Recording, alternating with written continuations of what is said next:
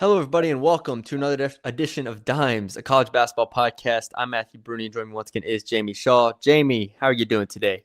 Matthew, man, I'm good. Everything's good this way. It's basketball season. We're here. 9 million things going on at once, and it's the best time of year. We won't tell everybody how long it took you to set up that camera today. We will My just, gracious, man. we'll This just keep it. technology is just not there, man. Technology We'll, is we'll just we'll just skip right over it, yeah, go man. right into the games. We got a couple games to recap, a couple games to preview, which is gonna be a lot of fun for tonight. We're recording this on Wednesday, obviously. We'll talk about the games tonight, and then we're gonna have a discussion about the player of the year so far. So through the first 2 weeks of the season, what the player of the year race is looking like. So we'll start with a recap of some games and our thoughts. I figure we can start with last night's games first. Kentucky versus Michigan State. Michigan State gets it done with a 83-66 win over the Kentucky in Madison Square Garden. And I mean, Michigan State took control late in the first half and never really looked back. It was a pretty convincing win for the Spartans and Tom Izzo's team. I'll throw it to you first. What were your thoughts? Do you look at this more as like a big Michigan win, or what's wrong with Kentucky? Yes, to both. Okay. I think on the Michigan State side of things, what we're looking at is we're looking at Tom Izzo really flexing. He's showing that he's one of the best coaches in the country. He did this against Calipari earlier in the year, Arkansas, and he did it against Mark Pope last night. Just kind of coaching an incredible game. He's putting his teams in advantageous situations. He's building their confidence. He's getting stuff from 8, 9, 10, 11 guys on the team that they're coming in and just stepping into their spots and roles and making plays. He's doing a great job of finding open looks on the floor. He's also doing a great job on the defensive end of the floor, making the opposition uncomfortable. Kentucky was rarely able to get into their initial read when it came to running their offense. They always had to get into the secondary and third type stuff last night. And Izzo, so far in this Arkansas game and in this Kentucky game, has really done an unbelievable job coaching, controlling the controllables, getting his team into sets and actions, and then instilling the confidence into his team to make the plays. And then you had a massive performance last night from Jeremy Fears. 13 assists to 2 turnovers, just really, running things, really getting his team into sets, really making the reads, making the passes, making the plays. Really headstrong performance from him, and then everybody else just kind of stepping in line to make the play that they put him in. It was just so I think yes, this was a great win, another great win for a Michigan State team um, in this game. But also, there are definite questions with Kentucky. Yeah, and we'll talk about the Kentucky side of things, but I think just from Michigan State standpoint, you can tell that this is a team that it kind of feels like the Dabo Swinney, like, when Clemson's good, like those teams that have the continuity. You return all these players. You don't need to go to the portal for all these guys, and you believe in what you have. And that's what it feels like. It feels like Izzo knew what he had, and it was very fair to ask questions about this Michigan State team in terms of, is Fears able to take the next step? Kohler, Carr, Fort, all these guys, in terms of like what the next step looks like for them as a program. But I mean, I think especially early in the season, you see Izzo and these returners go against transfer portal teams, teams that are trying to figure it out, and they're just able to really, I think, punish them in a lot of ways offensively. I think when we think of Tom Izzo teams, we think of like, physicality, defense, and stuff. I mean, they looked comfortable at all three levels to me last night. And I mean, 11 of 22 from three, especially in that first half to help them create separation. But even at the rim, I thought they were efficient. Kohler got whatever he wanted. So really impressive game from Michigan State. Like you said, Fears in control. And I think this is, I think I went out a little bit on a limb there, having them in the top 5 of the Big East, because on paper, you look at the talent of all these teams and stuff, but they're definitely, especially early in the season, I think have a higher floor than what most teams have. So that's a really good win for Michigan State. And like you said, you pair that with Arkansas win, and now you have a real resume for this team. We'll throw it to Kentucky real quick before we move on. Mark Pope sounds really distraught, I think is the maybe way to say it. But what are your thoughts of where they're at right now? Well, watching them play, they have no real leadership on the floor. I mean, you're watching through, you're seeing them go, and there's nobody really gathering the troops and getting everybody back in line. You watch each possession on both ends of the floor. Guys are consistently out of position on both ends of the floor to make plays, and you know, sure you're down Jalen Lowe and Jaden Quaintance, but Yeah. you know, with the amount of talent and depth that you brought in on this roster, you have Otega Owe, who's now 43% from the field, and he's averaging 2.2 assists to 2.2 turnovers, you know, per game. You're going to need more from him, but not only just him. Somebody's got to step up and rally the troops and get everybody together and be a leader on the court. They just don't have. They just got. It seems like a group of guys on the floor that are pulling in their own individual direction when they get out there and they're playing. And you know, this is the second high major game they've had. Louisville previously, and neither one of those games I felt like they were really ever in the game. Obviously, this game the point spread was a little bit wider than it was with the Louisville game. But looking at the Louisville game too, you never really had that feel that Kentucky was in it to make a run or anything like that. So there's some real concerning stuff going on with this Kentucky team right now. A lot's been made about how much they spent to get this roster together and everything. And right now, what is putting on the court has not been indicative of the pieces that you saw not only being put together, but they're just not really having that cohesiveness that a team needs to you know to succeed and have success. And it's really shown on the court. Yeah, I don't have too much to add. I mean, but 27 points in the first half for a Kentucky team led by Mark Pope, with what we perceive to have enough talent. Like you said, even without Lowe and Quaintance, like should be enough talent here to score more than 27 and a half against anybody. And then you get to their 7 of 30 shooting from the 3-point line. Definitely not what we were expecting from Just Kentucky. not a lot of good decision makers with the ball in their hands. Yeah, yeah. Let's jump to Kansas and Duke, the second game of this doubleheader here. This was a good win for Duke, obviously, right? 78-66. Now Kansas without Darren Peterson. And I'll say this for Kansas before we move on to the Duke side is I think this is a good thing for Kansas to go through some of these games without Darren Peterson. I think it's a really good thing, even though they'll lose some games. Council, White, Badunga, like these guys now, when you watch them early in the year, it almost felt like they were deferring to Darren Peterson in a lot of ways. They need these guys to be ready to go and playing, even with Peterson on the court. They need to be alphas in their own ways if they're going to be a top 4 team in the Big 12 this year. So I'll look at it glass half full from the Kansas side of things. I didn't have expectations of them winning this game without Peterson. They kept it competitive for the most part. And I think it's a good thing for these other guys, other starters, to be like, all right, I need to take things into my own hands at times. So I'll start with the Kansas side. I don't know if you have anything on them before we move on to. Yeah, sure. I mean, so I mean, looking at this Kansas team, they still have talent. You know, Trey White was a recruit coming out. Melvin Council was, you know, a guy out of the portal. Floyd Badunga, McDonald's All-American. Like they have a roster of guys out there.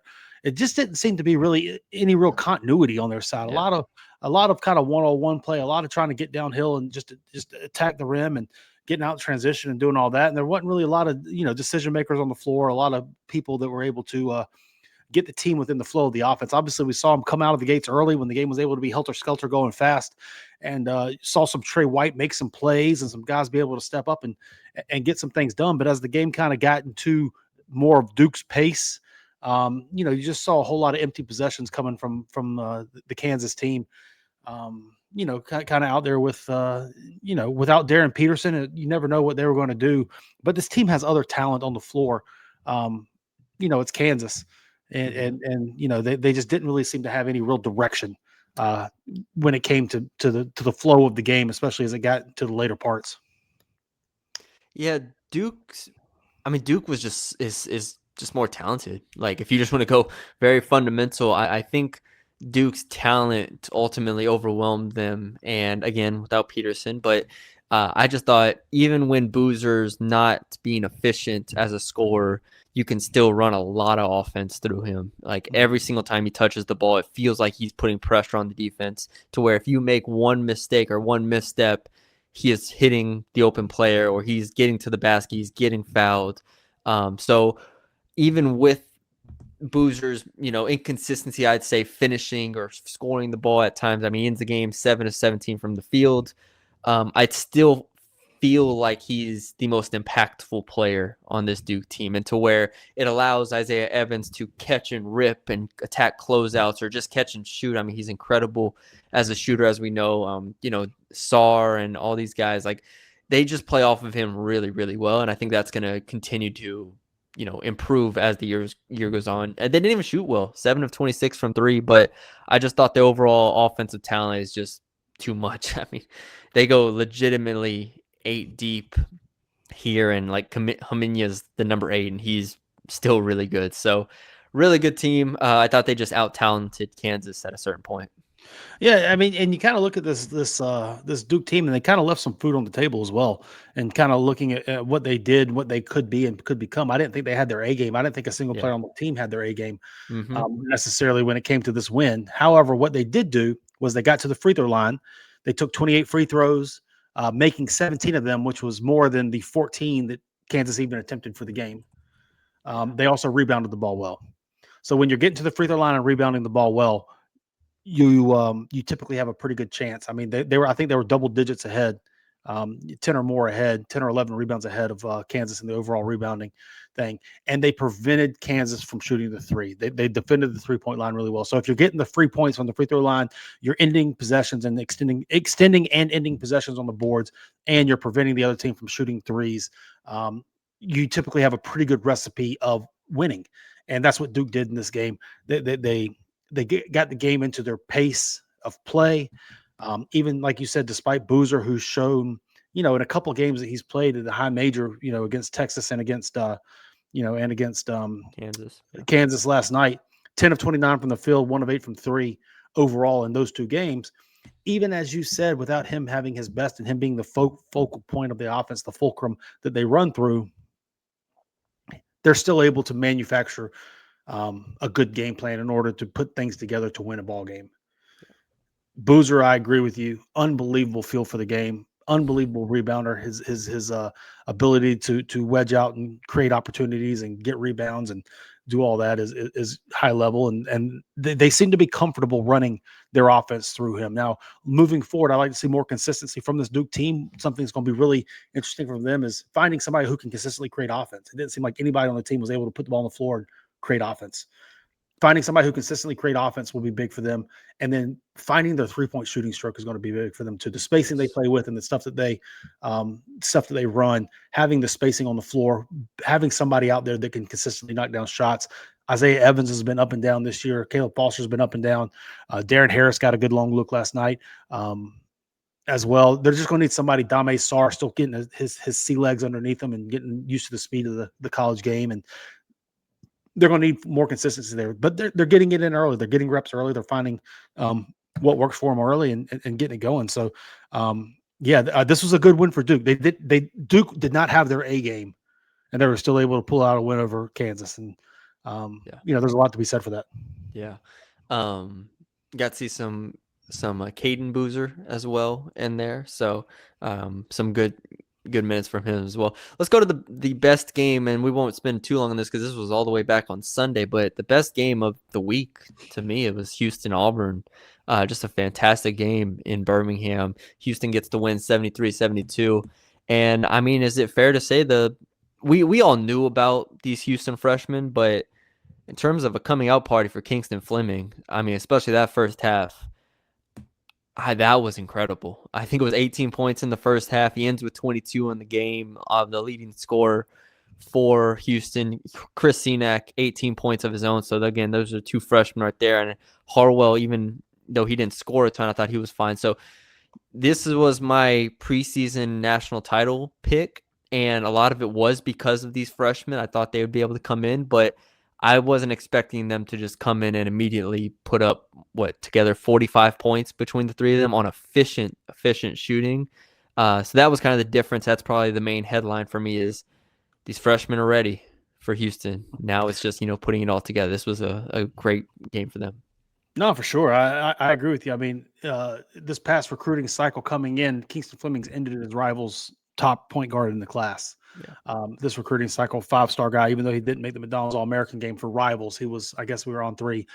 He was the number 1 point guard in the class. So it's not necessarily surprising to see him. What he brings, he was the best point of attack guard in that class. What I mean by that is he was able to live in the paint without a screen. He was able to get past the initial line of defense without a screen, make plays past the first line of defense. And then he was the best at keeping guys out of the paint. So guarding at the point of attack and turning as defender and keeping people from advantageous situations on the opposing team. He's showing that right now at Houston. Now, what's going to be interesting to see is how everything falls in line.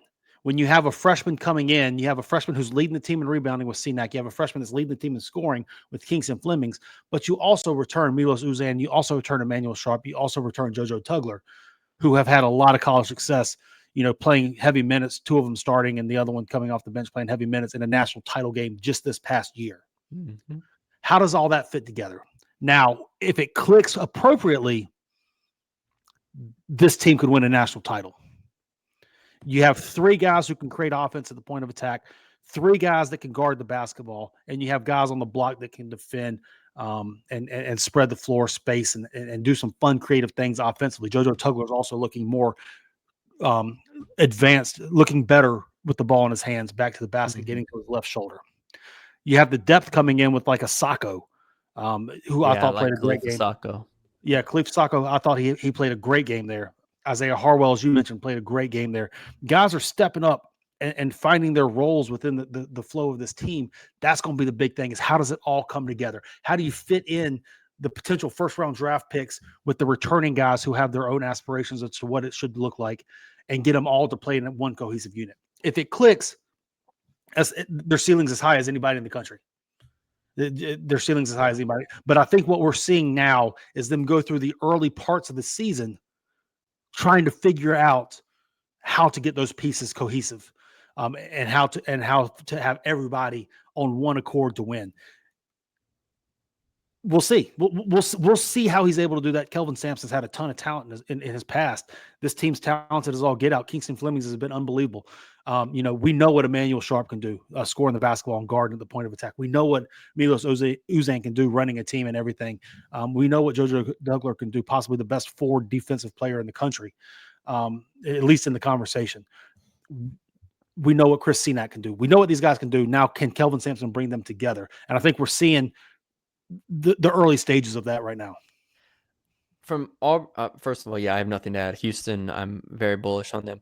Auburn, I think we can nitpick, and like I've said before, Todd Pettiford's start to the year has been extremely underwhelming, and I mentioned that on a previous podcast. And in order for Auburn to even just be a top 20, top 25 team in the country, they need Pettiford to be much better. With that being said, I think this is how they're going to have to win games this year. They're going to have to win at the free throw line, where they had 33 free throw attempts to Houston's 12. You're going to have to win at the free throw line. And then they rebounded with Houston. And I think the front court between Keyshawn Hall, Sebastian Williams-Adams, these guys, and even their wings that are like strong wings, Jovic and stuff like that. I think they're going to have to just outmuscle a lot of teams, and they're going to have to be these teams that kind of win ugly. And that's kind of what we saw in this game, where you're going against Houston, Kelvin Sampson, that program. And I think Stephen Pearl was 100% right when he said, we went toe-to-toe with them. Like, this is what Auburn does. This is what we've always been. And I give them credit for not backing down, fighting them tooth and nail. And I think from a physicality standpoint, that is my positive from Auburn here. But in order for them to take the next step, if you're an Auburn fan, be like, all right, well, are we just going to be this average team that has to grind out games? It's up to the guards, Pettiford, Overton. Eventually, I think Magwood could step into that. The freshmen who we're both, or I'm at least fairly high on. I don't want to speak for you, but can they get something out of their backcourt in order to take them over the top? But just in general, I thought the physicality was good. Yeah, I don't have anything to add. I agree fully with you. I was very impressed with how they played. I was very impressed with Auburn's fight.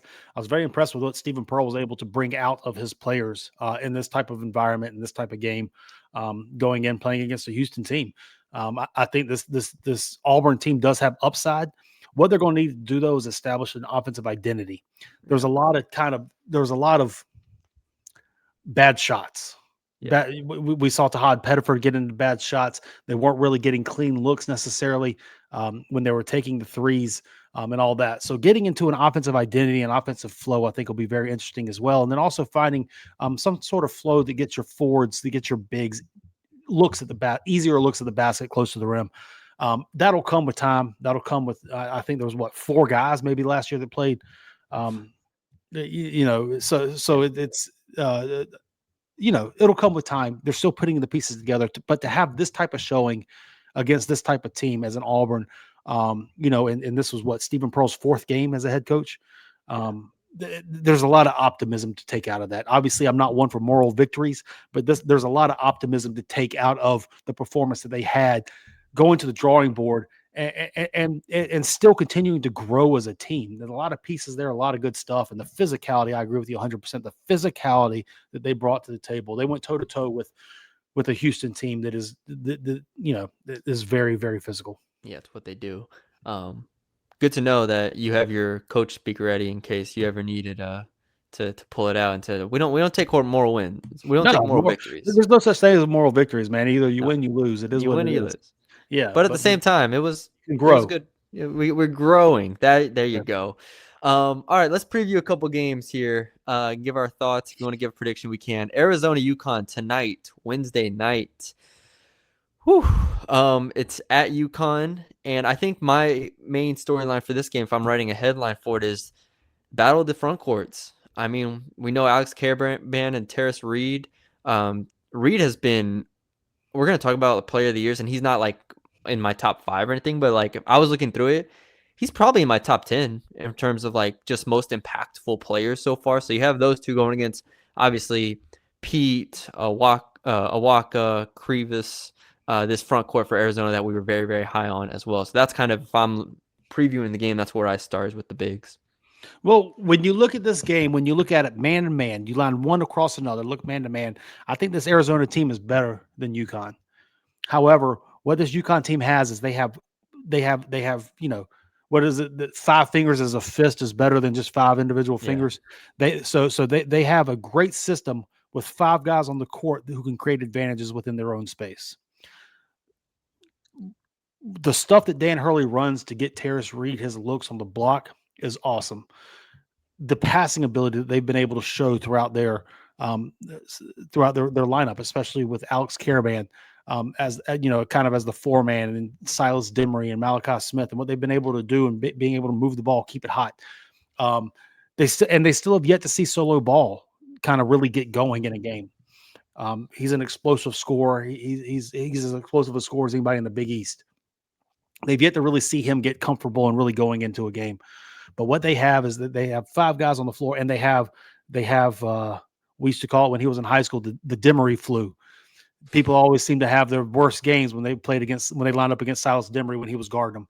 Yeah. So Silas Demery, really, really disruptive defensive player at the point of attack, guarding along the perimeter. They move the ball very well, and they run great stuff to be able to get clean looks for Terrace Reed on the floor.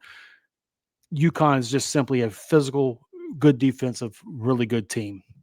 This Arizona team, though, the depth that they have with the talent, you have the Koa Pete's of the world, as you mentioned, Ivan Karchnikov as well, a freshman having a really, really good year. You have the Awaka Krivas duo. You have Anthony Del Orso, who still is able to really make things happen on the wing. Jaden Bradley has closed out games this year, 4-year guy as the point guard.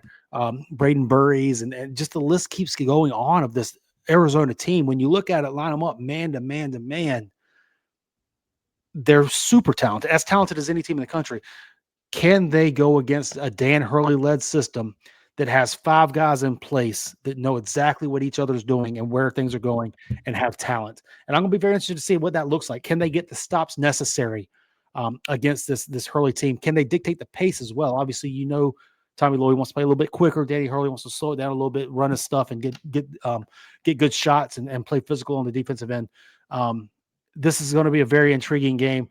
These are 2 of the 10 best teams in the country, I believe, at this point in time right now, who play a little bit different contrasting styles. And another one. I feel like every time we talk about this is the great game. This is the game of the year. This is the other stuff. And every single time, the next conversation we have, it's an even better one. This Arizona UConn game has everything. Like I said, 2 top 10 teams in the country, 2 teams who could win national championships, and we're getting it in November. This is going to be an exciting one to watch. If I had to choose one right now, I would go Arizona close, but I have no conviction in saying that. I'll go UConn at home here. We didn't talk about it. We didn't recap it, but I did watch UConn versus BYU. That was on Saturday. It was right in the midst of like all the other football games going on. Advance the show. I was advanced to do that, guys. Good. So yeah, fun game there. But I do think UConn has enough. Silas Demery was great in that game as well. 21 points. I think it was 7 assists to 1 turnover. So I'll take UConn here, getting the win at home. Second game, we want to preview Alabama versus Illinois. Another fantastic game going tonight. It is it's at the United Center in Chicago. Semi home game for Illinois. I mean, I think Illinois is more talented, and I want to take them. I think that Alabama win over St. John's is just like playing in my head constantly, where it's like if you don't do what Purdue did to them in terms of slowing them down, in terms of running your stuff, and in terms of having a great like point guard in Smith that can really dictate the game, I think there's just something in my brain that goes, well, you're gonna have to really stop them, and like if you're gonna let them run, you're gonna better hope they miss, and you better be able to score on the other end. I know Illinois can score, but I'm gonna lean Alabama in this game in an upset on the road here to get this done. I wouldn't be mad at anyone obviously saying that that's a dumb pick considering the talent that Illinois has and the fact that Illinois is gonna be favored in this game, but I'm just gonna stick with Alabama. Yeah, I think this is going to be very interesting because when you look at the 2 teams, you look at the makeup of them. I think Alabama does have the best player on the floor when it comes to LeBaron Philon. Yeah. I think he's somebody who's able to single-handedly kind of dictate the flow of a game and can really flip a game on its head. But my questions with Alabama come in stopping in the post. You have the Ivisic twin playing on the block. You have Merkovic playing on the block, who's just a walking double-double. The unique nature of the Ivisic twin that's going to be playing, I don't know what Alabama has not shown that they can necessarily stop that. If you remember in the St. John's game that they did win, where LeBaron Philon and their guards were great, Zuby Ejiofor and Bryce Hopkins were still able to kind of get loose in that game. And then obviously you have in the Purdue game, you had Trey Kaufman-Renn, what he was able to do, and all the Purdue bigs as well. So my curiosity comes when you're able to match them with their speed, pace, and spacing at the guard spots. Can their front court do enough? They have not been able to yet. They have talent there. Bo Bowen, you have Aiden Sherrill. They have talent in the front court there. Bristow as well. But can they do enough? I think Illinois would be who I would take in this game. You have a lot of, Keaton Wagler's had a great start to the year. You have Andrei Stojakovic, who's had some good showings this year. We know what he's been able to do in the game. And then their front court with them. And Kylan Boswell's also been really good for Illinois as well. I like Illinois in this game, but I think there's going to be 1 million points scored. As always, take the over in Alabama games.